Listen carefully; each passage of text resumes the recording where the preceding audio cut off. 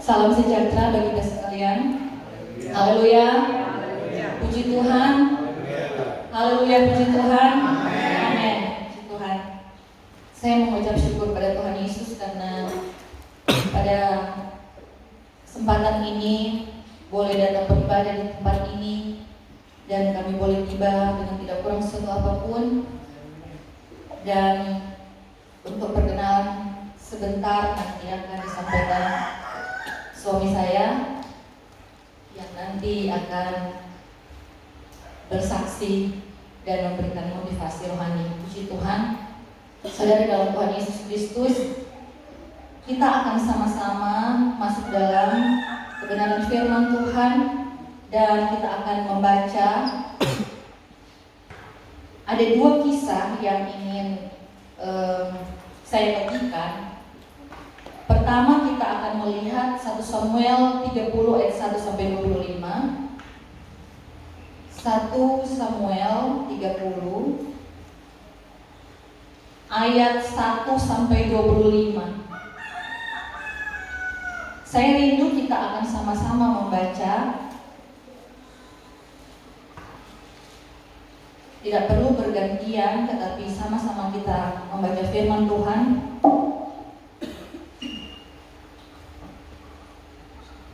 Lembaga Alkitab memberikan judul Siklag Terbakar, Pembalasan Daud kepada orang Amalek. Dalam hitungan yang ketiga, kita akan baca bersama-sama. Karena panjang, duduk saja saudara. 1, 2, 3. Ketika Daud serta orang-orangnya sampai ke Siklag, pada hari yang ketiga, orang Amalek telah menyerbu tanah Negeb dan Siklag.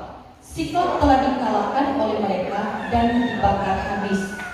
Perempuan-perempuan dan semua orang yang ada di sana, tua dan muda, telah ditawan mereka dengan tidak membunuh seorang pun. Mereka menggiring sekaliannya, kemudian meneruskan perjalanannya.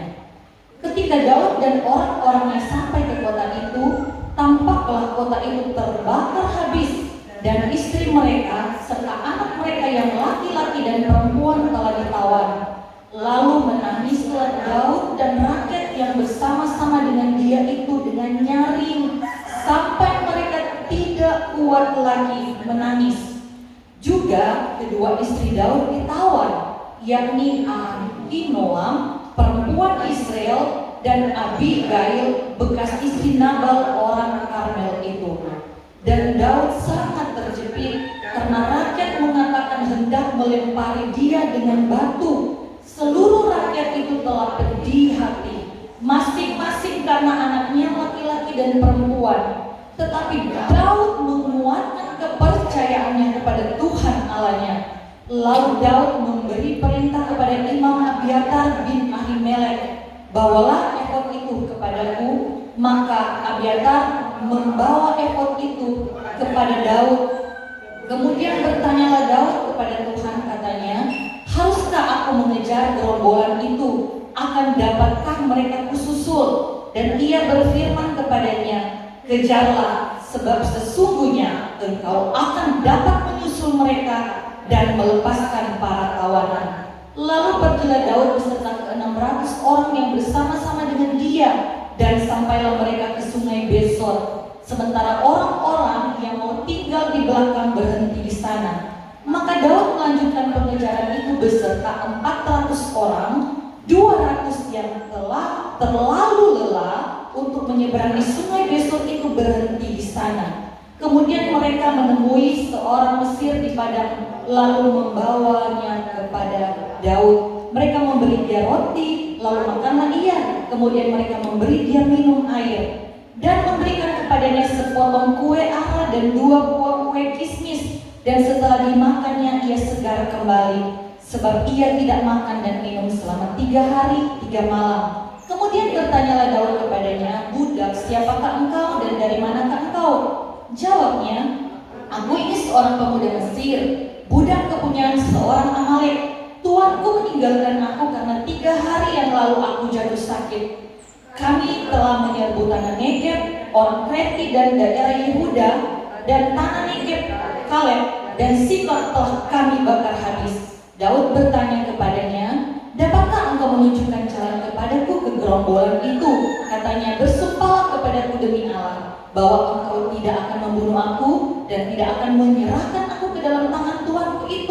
maka aku akan menunjuk jalan kepadamu ke gerombolan itu. Ia menunjuk jalan kepada Daud ke sana, dan tampaklah orang-orang itu berpencar-pencar di atas seluruh daerah itu sambil makan, minum, dan mengadakan perayaan karena jarahan yang besar yang telah dirampas mereka dari tanah orang Filistin dan dari tanah Yehuda.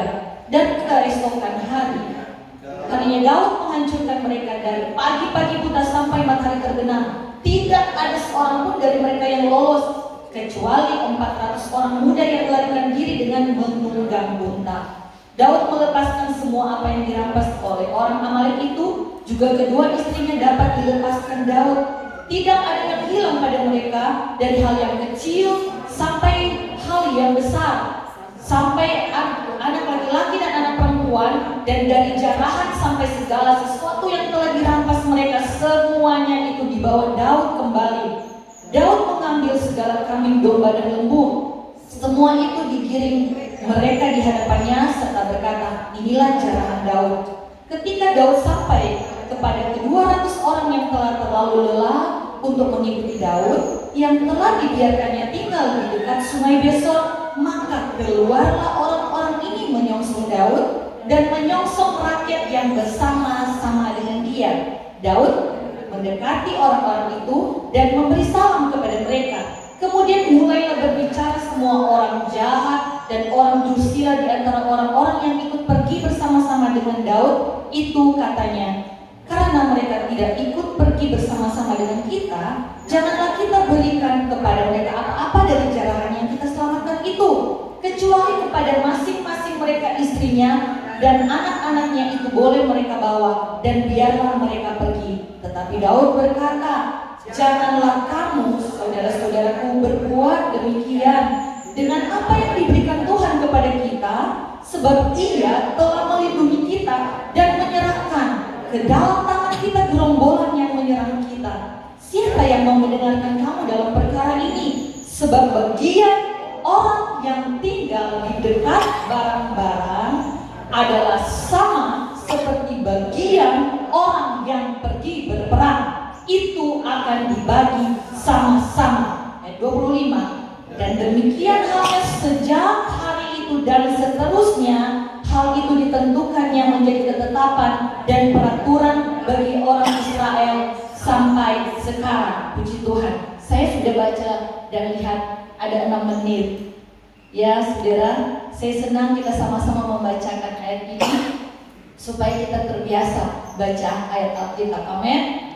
Memang tidak biasa bagi saya untuk menyampaikan firman Tuhan baca seluruh pasal yang dimaksud. Tetapi Bapak Ibu Saudara di dalam Tuhan Yesus Kristus, kesempatan ini kita akan melihat atau ada fokus di ayat yang ke-23, 24, dan 25. Di ayat 24 ini adalah poin penting, sehingga saya memberikan judul untuk khotbah pada siang hari ini, mendapat bahagian yang sama. Mendapat bagian yang sama. Di dalam kisah firman Tuhan ini ada seorang tokoh yang bernama Daud. Dan dalam kejadian ini saudara, ini masih pada masa pemerintahan Saul. Jadi Daud belum duduk di istana sebagai raja. Saudara, ini akhir masa pemerintahan dari Raja Saul. Nah, kota yang kita baca tadi, kota Siklag, itu adalah pemberian dari raja orang Filistin. Saudara, mungkin ada wifi yang jalan di situ. Soalnya ini masuk karena kita tadi ikut maps ya, jadi saya pasang mungkin belum dimatikan. Nah, saudara di dalam Tuhan Yesus Kristus, raja menghadiahkan Siklag buat Daud karena ketika Daud dalam pelariannya dikejar Raja Saul, dia datang kepada orang Filistin dan dia mendapat perlindungan di sana. Dia berpura-pura menjadi perwira taklukan. dari orang Filistin. Dia dihadiahi Siklag. Jadi semua yang ikut bersama dengan dia tinggal di perkemahan orang Filistin di Siklag tersebut. Nah saudara, dalam kisah tadi kita sama-sama sudah baca, Siklag diserbu oleh orang Amalek. Nah, Daud mendapati kota itu sudah hancur, dibakar, dan bahkan orang-orang yang ada di dalam situ, di dalam kota itu ditawan, termasuk istrinya. Semua dibawa pergi dan juga barang-barang semua harta mereka dijarah. Ada 600 orang yang ikut bersama dengan Daud, tetapi ketika mereka ingin mengejar orang Amalek, hanya 400 yang ikut saudara. 200 orang yang selama ini bersama dengan Daud kelelahan, kata firman Tuhan. Nah, Daud mengambil keputusan untuk mengejar karena dia sudah bertanya kepada Tuhan. Dalam posisi ini saudara, mereka akhirnya mendapat firman Tuhan untuk melakukan pengejaran dan dijamin bahwa mereka akan menang dan membawa kembali orang-orang yang ditawan, bahkan jarahannya akan mereka dapatkan kembali. Nah, 400 orang yang mengikuti Daud kemudian sama-sama mereka mendapat kemenangan.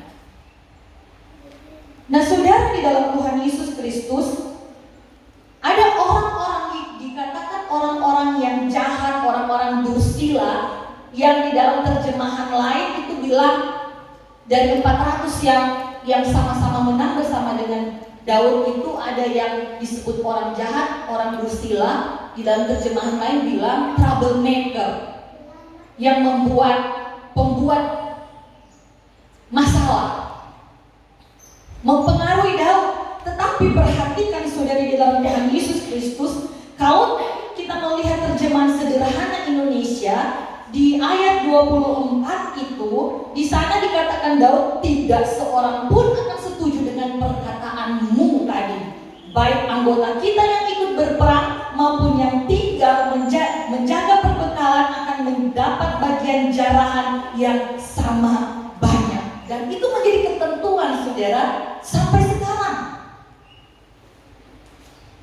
Saudara, di dalam Tuhan Yesus Kristus, memang kalau kita perhatikan saudara, apa yang mereka usulkan orang-orang dursila tadi sebenarnya masuk akal, bukan? Mereka yang pergi berperang, mereka yang lelah-lelah, mereka bahkan mempertaruhkan nyawa mereka agar tawanan bisa didapatkan kembali, jarahan bisa kembali juga. Sementara orang yang 200 ini kelelahan, tidak ikut berperang. Tetapi apa yang dikatakan oleh Daud ini kemudian harusnya menjadi prinsip dalam kehidupan saya dan saudara. Bukankah peperangan yang dihadapi mereka itu adalah peperangan yang sama? Musuh yang dihadapi oleh bangsa Israel adalah musuh yang sama. Dalam hal ini orang-orang di dalam kelompok Daud. Nah, saudara, di dalam Tuhan Yesus Kristus, Amalek adalah musuh bebuyutan dari bangsa Israel. Baru beberapa bulan mereka keluar dari tanah Mesir, yang mereka hadapi pertama adalah Amalek yang menghalang-halangi mereka. Di dalam Keluaran 17 ayat 8 sampai 16, mari kita melihat ada 4 tokoh di sana. Ada Musa, Harun, Hur, dan Yosua. Saya juga rindu saudara untuk kita sama-sama membaca ya ayat-ayat ini. Keluaran 17 ayat 8 sampai 16 untuk kita melihat saudara berkat firman Tuhan apa, rahasia firman Tuhan apa yang sudah menjadi bahagian saya, yang ingin saya bagikan bagi kita semua. Keluaran 17 ayat 8 sampai 16. Di sana lembaga Alkitab memberi judul kemenangan orang Israel melawan orang Amalek. Lawannya sama. Ayat 8 kita sama-sama baca dalam hitungan yang ketiga sampai ayat 16. 1, 2, 3. Lalu datanglah orang Amalek dan berperang melawan orang Israel di Rafidim. Musa berkata kepada Yosua, pilihlah orang-orang bagi kita, lalu keluarlah berperang melawan orang Amalek. Besok aku akan berdiri di puncak bukit itu dengan memegang tongkat Allah di tanganku. Lalu Yosua melakukan seperti yang dikatakan Musa kepadanya dan berperang melawan orang Amalek. Tetapi Musa, Harun, dan Hur telah naik ke puncak bukit, dan terjadilah apabila Musa mengangkat tangannya, lebih kuatlah Israel, tetapi apabila ia menurunkan tangannya, lebih kuatlah Amalek. Maka benarlah tangan Musa, sebab itu mereka mengambil sebuah batu, diletakkannya lagi bawahnya supaya dia duduk di atasnya. Harun dan Hur menopang kedua belah tangannya, seorang di sisi yang satu, seorang di sisi yang lain, sehingga tangannya tidak bergerak sampai matahari terbenam. Demikianlah Yosua mengalahkan Amalek dan rakyatnya dengan mata pedang. Kemudian berfirmanlah Tuhan kepada Musa, tuliskanlah semuanya ini dalam sebuah kitab sebagai tanda peringatan, dan ingatkanlah ke telinga Yosua bahwa aku akan menghapuskan sama sekali ingatan kepada Amalek dari kolong langit. Lalu Musa mendirikan sebuah mezbah dan menamainya Tuhanlah puji-pujianku. Ia berkata, tangan di atas panji-panji Tuhan, Tuhan berperang melawan Amalek turun temurun. Saudara di dalam Tuhan Yesus Kristus, lawan yang sama dihadapi oleh bangsa Israel. Dan di dalam pembacaan kita tadi, kita sudah melihat ada 4 tokoh. Ya, saya sudah sebut tadi, Musa, Harun, Hur, dan Yosua. Kita tahu Musa itu siapa, kita tahu itu Harun, dan kita tahu itu Yosua yang meneruskan memimpin bangsa Israel masuk ke tanah perjanjian. Harun adalah saudara dari Musa. Musa dipilih untuk membawa bangsa Israel keluar dari tanah Mesir. Siapa Hur? Dan ketika saya belajar saudara tentang Hur, saya pernah sampaikan dalam khotbah yang lain tentang Hur. Dan ternyata saudara, Hur adalah seorang pribadi yang misterius, yang betul-betul identitasnya itu menjadi rahasia. Banyak orang yang kemudian mengira-ngira dia ini siapa. Ada yang bilang dia adalah suami dari Miriam, saudara, tetapi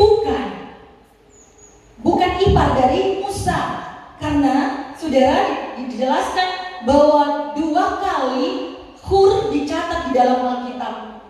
Pertama yang kita baca tadi, yang kedua Keluaran 24 ayat 12 sampai 14 ketika Musa mau naik ke Gunung Sinai. Di sana ada Hur yang sama.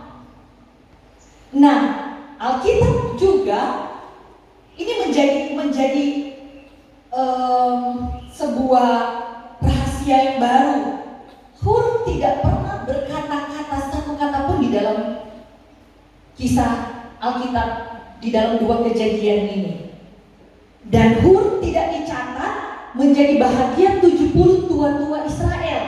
Jadi Hur ini orang biasa saja. Ya, tetapi mari kita melihat saudara, ketika kita mungkin merasa atau berpikir secara manusia, kenapa Tuhan tidak menguatkan tangan Musa saja? Perhatikan, Tuhan bisa buat saya dan saudara kuat. Amin. Oh, tangan Musa jadi perkasa, tidak akan lelah, bisa. Tuhan bisa memakai yang di tangan Musa itu yang tadinya membelah laut, bisa dipakai Tuhan. Sekali angkat, menang bangsa Israel terhadap Amalek. Tetapi Tuhan tidak lakukan itu? Karena apa saudara? Karena Tuhan mau memakai seorang yang bernama Hur, orang yang biasa, orang yang tidak terpandang, yang tidak menonjol seperti halnya Harun, untuk menjadi bahagian dalam kemenangan perdana bangsa Israel.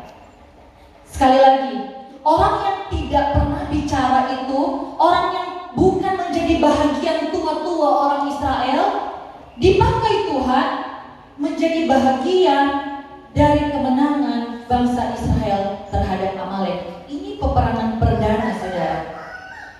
Ada yang menafsirkan 2-3 bulan setelah mereka keluar dari Mesir, mereka berhadapan atau dihadap oleh Amalek. Saudara di dalam Tuhan Yesus Kristus, kalau kita perhatikan, tadi saya membaca dengan perlahan, dengan penekanan di ayat 14 Keluaran 17 tadi, bagian A, mari kita perhatikan kembali. Kemudian berfirmanlah Tuhan kepada Musa, tuliskanlah semuanya ini dalam sebuah kitab sebagai tanda peringatan. Kalau ditulis sebagai tanda peringatan dalam sebuah kitab yang khusus, saya yakin dan percaya bukan hanya Musa yang dicatat, bukan hanya Harun yang dicatat, bukan hanya Yosua yang dicatat, tetapi Hur juga termasuk yang dicatat. Amin. Haleluya. Sebuah kitab tanda peringatan. Kenapa kemudian saya membawa kita dalam dua pembacaan yang panjang ini untuk menghantar pengertian saya dan saudara? Dua peperangan ini adalah peperangan yang sepertinya identik, lawan mereka sama. Amalek. Tokoh-tokoh yang berbeda. Kita akan membandingkan tokoh-tokoh ini, saudara. Dan kita sudah fokus kepada Hur. Di dalam bahasa Indonesia masa kini terjemahannya bilang, ayat 14, kata Tuhan kepada Musa, ini perkataan Tuhan, perhatikan, tulislah tentang kemenangan ini supaya tetap diingat. Makanya saya dan saudara saat ini mengingat seorang yang bernama Hur. Amin. Karena dicatat Alkitab ada maksud, saudara. Haleluya. Walaupun Hur itu bukan orang yang terpandang, bukan orang yang menduduki posisi-posisi penting, bukan orang yang menonjol, tetapi ternyata Hur dicatat menjadi bahagian kemenangan dan harus diingat sebagai peringatan. Amin. Haleluya. Nama Hur itu begitu misterius, atau Hur ini begitu misterius dalam Alkitab. Tetapi dia berperan sangat penting. Amin. Nah, saudara, di dalam Tuhan Yesus Kristus, di dalam proyek pekerjaan Tuhan, di dalam proyek kerajaan sorga di muka bumi ini, ada kepercayaan Tuhan di dalam kehidupan kita pribadi, lepas pribadi, siapapun engkau. Amin. Haleluya. Mungkin engkau merasa engkau orang biasa saja, saudara. Tidak pernah bicara kalau dalam pertemuan-pertemuan penting, karena merasa tidak punya potensi untuk memberi usul misalnya. Tidak pernah bicara di mimbar.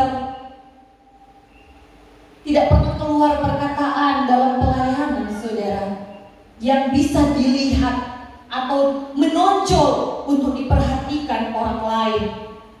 Tetapi ingat, Hur tercatat di dalam kitab peringatan untuk diingat, saudara.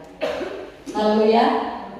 Mari kita beralih sebentar, saudara, di dalam Matius 20 ayat 1. Matius 20 ayat yang pertama, lembaga Alkitab bicara tentang perumpamaan tentang orang-orang upahan di kebun anggur. Saya hanya akan membacakan secara singkat dan kita bisa lanjutkan di rumah.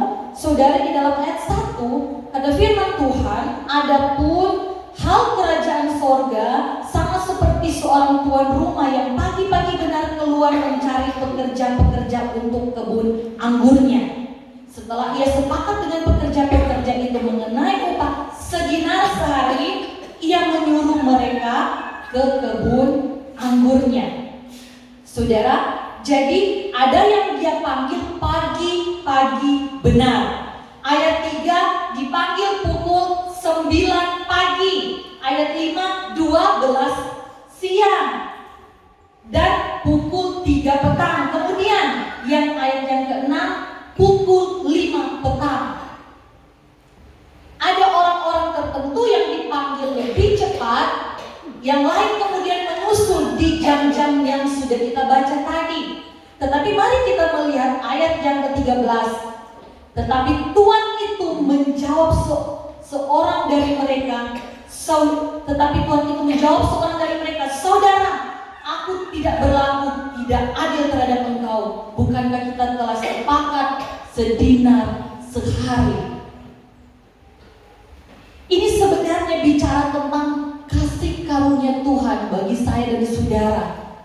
Engkau mungkin di sini ada yang sudah dilahirkan dari orang Kristen, atau mungkin ada yang menjadi orang Kristen karena sebuah pernikahan, sebagai contoh suami saya, saudara.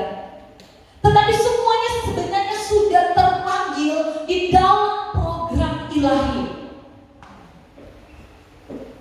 yaitu kasih karunia, kemurahan Tuhan. Sehingga saudara, kalau kita kemudian melihat di dalam Matius 20 itu ayat 15, tidakkah aku bebas mempergunakan milikku menurut kehendak hatiku, atau iri hatikah engkau karena aku murah hati? Jadi setiap orang itu mendapat kasih karunia Tuhan, mendapat kemurahan Tuhan, dan itu hak pemberi. Tidak boleh seorang pun untuk komplain tentang hal itu. Kesepakatan seperti itu. Mau datang jam berapa? Sama. Nah, ini yang harusnya menjadi suatu semangat atau harapan dalam kehidupan saya dan saudara yang mungkin seperti Hur atau mungkin seperti 200 orang ini yang kelelahan, saudara. Tetapi sekali lagi, seperti judul tadi, mendapat bahagia yang sama, karena itu kasih karunia Tuhan. Amin. Tuhan punya hak. Siapapun engkau, saudara, ada tujuan Tuhan dalam hidupmu, ada maksud Tuhan dalam hidupmu. Tidak akan melihat latar belakangmu, tidak akan melihat seberapa lama engkau menjadi anak Tuhan atau menjadi orang Kristen. Tuhan tidak pernah melihat dari sisi semua itu, saudara. Semua mendapat bahagian yang sama. Jadi poin yang penting pertama adalah itu semua kasih karunia Tuhan. Amin. Haleluya. Jadi yang lebih dulu GPDI jangan protes kalau Tuhan pakai orang lain. Amin. Tetapi kalau engkau dalam kondisi dan keberadaanmu yang biasa-biasa saja, Tuhan pakai engkau juga. Haleluya. Mari kita lihat selanjutnya, saudara. Pelayanan itu adalah hal kerajaan surga. Ya, seperti perumpamaan tadi. Pelayanan itu adalah proyek kerajaan Allah di dunia ini yang didasarkan pada kasih karunia Tuhan. Bila engkau dipakai, semua karena anugerah Tuhan. Amin.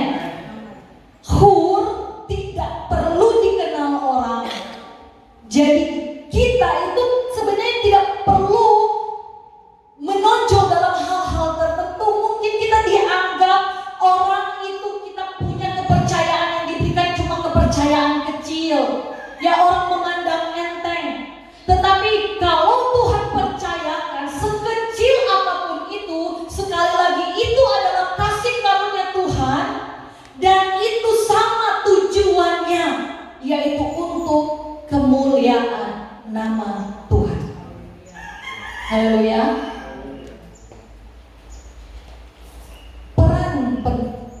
Perannya mungkin kecil, tetapi untuk satu Tuhan.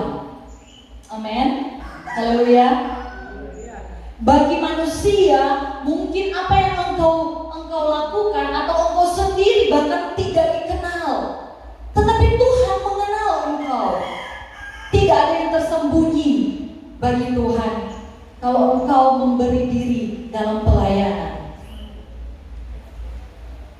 Dan Tuhan mengerti kelemahan 200 orang yang kelelahan tadi.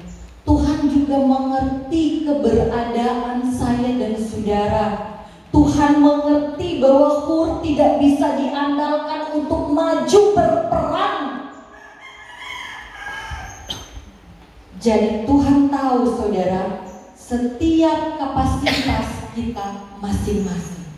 Tuhan tahu kemampuan saya dan saudara, dan Tuhan peduli, Tuhan bela. Siapa yang mau iri? Kata firman Tuhan. Karena Tuhan itu murah hati. Amin. Haleluya. Semua mendapat bahagia yang sama di mata Tuhan. Poin yang kedua saudara, ketika kita sudah bicara tentang kasih karunia Tuhan, kita sudah bicara bahwa kita semua dipakai Tuhan dalam kapasitas masing-masing. Kita sudah bicara tentang Tuhan mengerti keberadaan saya dan saudara. Tuhan mengerti kelemahan kekurangan saya dan saudara. Mari kita masuk di dalam poin yang kedua. Ternyata ada syarat untuk mendapat bahagia yang sama dari Tuhan. Perhatikan saudara, 200 orang itu tetap setia menjaga perbekalan. Mereka menanti-nantikan Daud bersama dengan 400 yang bersama dengan Daud itu datang. Mereka tunggu di tempat yang sama saudara. Mereka setia menjaga perbekalan. Dan saya percaya ketika Alkitab menulis begini, mereka menyongsong Daud. Mereka bersyukur kepada Tuhan karena apa? Mereka mendoakan supaya Daud bersama dengan 400 yang lain itu kembali dengan selamat. Mereka mendoakan, mereka terbeban akan pekerjaan yang dipegang Daud dan 400 yang lain itu, karena mereka itu ingat mereka sedang berjuang bagi bangsa kami, berjuang bagi anak-anak, berjuang bagi istri-istri yang tertawan, berjuang bagi semua yang kami miliki yang sudah dijarah. Saya percaya saudara, ketika Alkitab mencatat mereka menyongsong Daud, mereka seakan-akan mendapat jawaban dari apa yang mereka doakan selama mereka tinggal di tempat itu. Amin saudara. Jadi jangan kau anggap bahwa seorang yang berperang itu yang paling berharga, yang paling berjasa, atau kita secara pribadi yang berdiri di mimbar ini yang paling berjasa saudara. Satu hamba Tuhan yang sangat terkenal di Almodi pernah bersaksi. Saya dengarkan kesaksian ini dari seorang hamba Tuhan. Dia pembicara atau pengkhotbah besar, tetapi Tuhan tunjukkan perbedaan justru untuk menegur dia bahwa doa dari seorang janda yang di belakang itu yang membuat dia ternama dan berhasil dalam pelayanan korbannya. Bahkan membedakan saudara mahkota. Kalau saya dan saudara sungguh-sungguh dalam pelayanan yang Tuhan percayakan kepada kita, apapun itu saudara, perhatikan, kalau itu untuk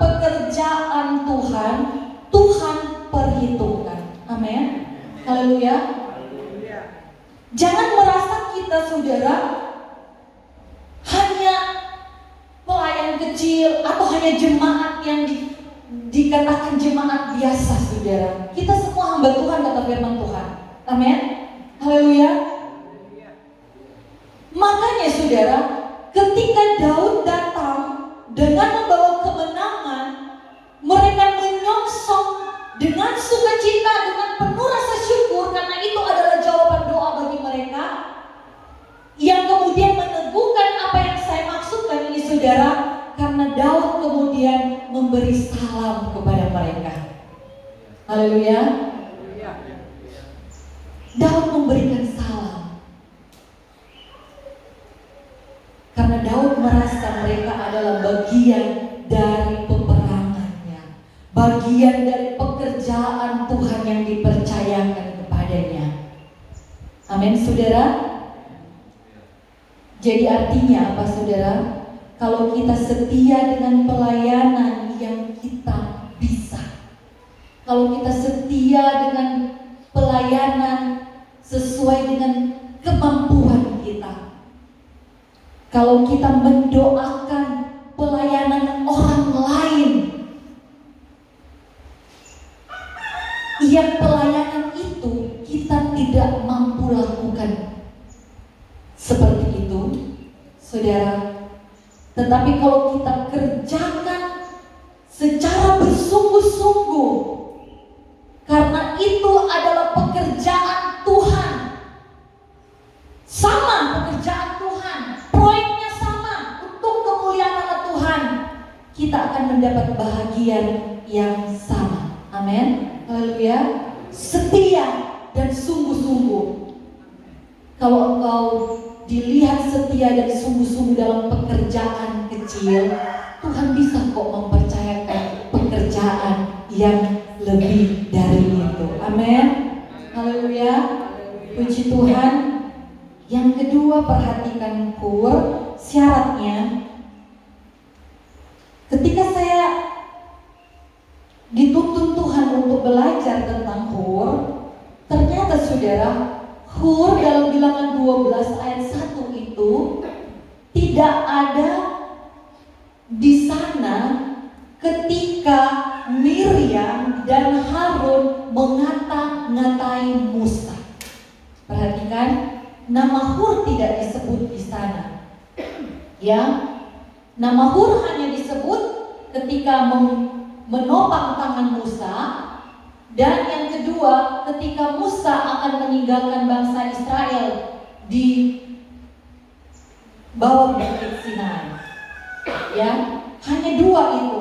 Hur-hur yang lain kalau kita perhatikan ada, tetapi hur yang berbeda. Namanya sama, orangnya beda. Di dalam Bilangan 12 ayat 1, Miriam dan Harun mengata-ngatai Musa. Hur tidak ada dalam peristiwa itu. Bahkan ketika lembu emas dibuat dan disembah oleh bangsa Israel, Musa tidak ada di, Hur tidak ada di sana. Jadi waktu Musa kembali membawa dua batu itu, tidak ada lagi Hur disebut. Kemungkinan dia sudah meninggal atau dia tidak mau ambil bagian di sana. Perhatikan saudara, rahasianya apa saudara? Artinya jangan kita ada atau jangan kita terlibat untuk sesuatu peristiwa atau kejadian yang tidak berkenan kepada Tuhan.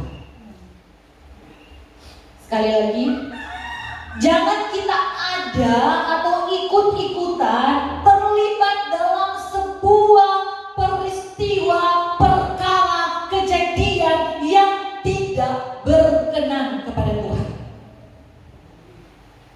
Itu syarat yang kedua. Tadi setia dan sungguh-sungguh mendoakan orang yang bekerja dalam pelayanan pekerjaan Tuhan. Sekarang apa? Jangan dalam kumpulan pencemooh kata firman Tuhan. Ya, jangan terlibat di dalam peristiwa-peristiwa yang tidak berkenan kepada Tuhan. Dan yang ketiga, kita kembali belajar dari Hur. Syarat untuk mendapat bahagian yang sama, Hur tidak pernah diminta Musa untuk menolong Musa. Ini benar-benar inisiatif dari Hur sendiri menopang tangan Musa. Musa tidak pernah perintah. Amin. Walaupun engkau merasa engkau ini tidak mampu melakukan sesuatu, saudara, tetapi ketika engkau mampu untuk bekerja bagi Tuhan, engkau mampu melayani Tuhan dalam keterbatasanmu, engkau memberi diri mengambil bahagian dalam pekerjaan Tuhan. Tuhan bilang apa, saudara? Engkau mendapat bahagian yang sama seperti orang yang berperang. Amin. Haleluya. Puji Tuhan, saudara. Jadi penting bagi saya dan saudara untuk tidak melihat keterbatasan kita menjadi minder sehingga mereka saja yang tampil, mereka saja yang melayani Tuhan. Tidak, saudara. Firman Tuhan mengajak saya dan saudara untuk kita, saudara, jangan menarik diri, tetapi justru memberi diri, berfungsi dan ambil bahagia dalam pekerjaan Tuhan. Amin. Haleluya. Puji Tuhan. Haleluya. Tadi saudara, kalau tidak bisa tampil, kita bisa berdoa, bukan? Di tempat kita saja. Tidak perlu dilihat orang, tidak perlu menonjol. Doa adalah pelayanan yang luar biasa. Haleluya. Puji Tuhan. Tanpa diminta, saudara, kita berfungsi dan kita bertanggung jawab. Amin, saudara. Jadi tiga hal ini yang saya bagikan bagi kita semua untuk mendapat bahagian yang sama dari Tuhan.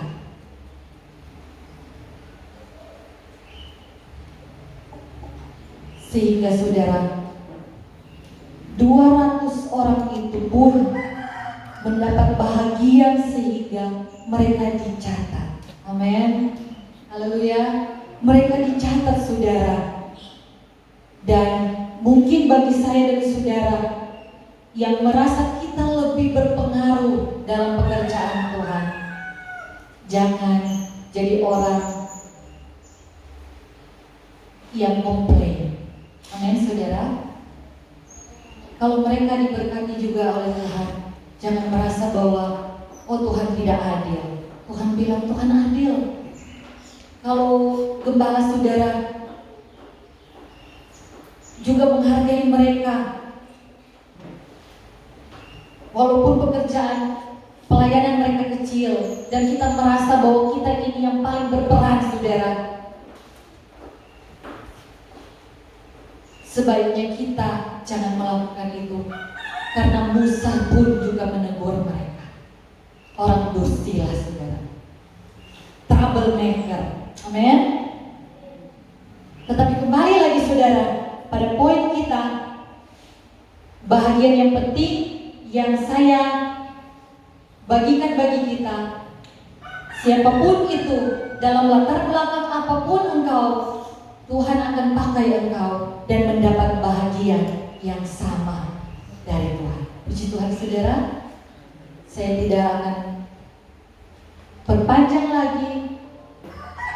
Saya percaya setiap kita ada Roh Kudus yang akan memetraikan kebenaran firman Tuhan, yang akan menuntun kita pada seluruh kebenarannya.